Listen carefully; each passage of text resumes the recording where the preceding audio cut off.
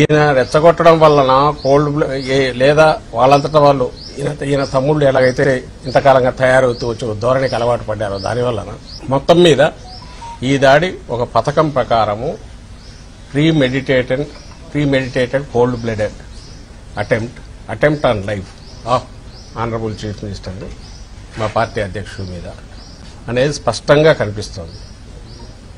ఎందుకనేది కూడా రిపీటెడ్గా చెప్తున్నాము, మళ్ళీ చెప్తాను. ఆ రాయో ఆబ్జెక్ట్ ఏదో చాలా ఫోర్స్ఫుల్గా జగన్మోహన్ రెడ్డి గారికి నుదుటిని తగిలి కంటి దగ్గర, అక్కడి నుంచి మళ్ళీ పక్కన వెళ్లి వెల్లంపల్లి శ్రీనివాస్ గారి కంటికి డైరెక్ట్ తగిలింది. ఆయన కన్సూపు ఇంకా 48 అవర్స్ అబ్జర్వేషన్ అంటున్నారు, స్క్రాచెస్ ఉన్నాయంటున్నారు.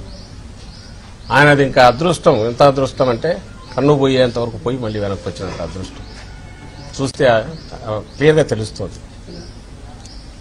ఒక వ్యక్తికి తగిలిన తర్వాత అంత ఫోర్స్ఫుల్గా మళ్ళీ అంతే ఫోర్స్తో ఇంకొకరికి తగలడం అంటే అది చేత్తో విసిరిందో లేక ఏదైనా ఇంకో చిన్న క్యాటపుల్ట్ లాంటి దానికంటే కూడా ఇంకా పవర్ఫుల్ ఆయుధం మీద వాడినారేమో అని అనిపిస్తుంది.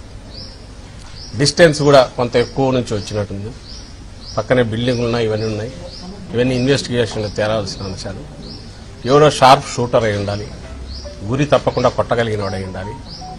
ఈయన టక్కున తల తిప్పడం వల్ల ఇటు తగిలినట్టుంది. ఒకవేళ స్ట్రైట్ ఉంటే కన్ను తగిలినచ్చు, లేదా కన్ను తగిలినచ్చు కొంచెం తిప్పుతుంటే.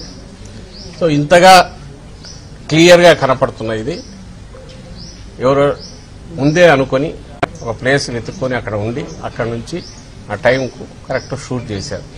కొద్దిలో అదృష్టం కొద్దీ అది మిస్ అయింది, లేకపోతే ప్రాణానికే ప్రమాదం ఉండేది. అక్కడి నుంచి ఇది ఎవరై ఉంటారు, ఓ పవర్ఫుల్ పొలిటికల్ సపోర్ట్ లేకుండా ఇలాంటివి చేయలేరు.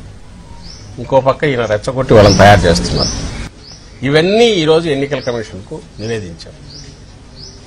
ఇవన్నీ నివేదించి ఈ నేపథ్యంలో తక్షణం ఇప్పటికే ఇచ్చాము, ఇంతకుముందు కూడా అయ్యా వీళ్ళు ఇట్లా మాట్లాడుతున్నారు, వీళ్ళు నోటీసులు ఇవ్వడం కాకుండా రిస్ట్రైన్ చేయండి, ఈ పరిధిలోకి వస్తుంది అని ఎన్నికల కమిషన్ వారికి కంటిన్యూస్ ఇస్తున్నాం.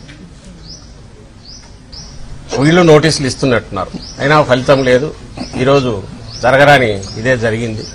ఈ నేపథ్యంలో ఇప్పటికైనా దీన్ని సీరియస్గా తీసుకుని చంద్రబాబు నాయుడు గారిని, ఆ పార్టీ నాయకులను మొత్తం ఇలాంటి హేట్ స్పీచెస్ కానీ, రెచ్చగొట్టే ఇన్స్టిగేట్ చేసే రెచ్చగొట్టే స్పీచెస్ కానీ కార్యకర్తలకు వాళ్ళకి ఇచ్చి ఇలాంటి దారుణాలకు కారణం కాకుండా తక్షణం నియంత్రించాల్సిందిగా కోరుతూ ఇప్పుడు రిప్రజెంటేషన్ ఇచ్చాం. తక్షణం స్పందిస్తామని అన్నారు.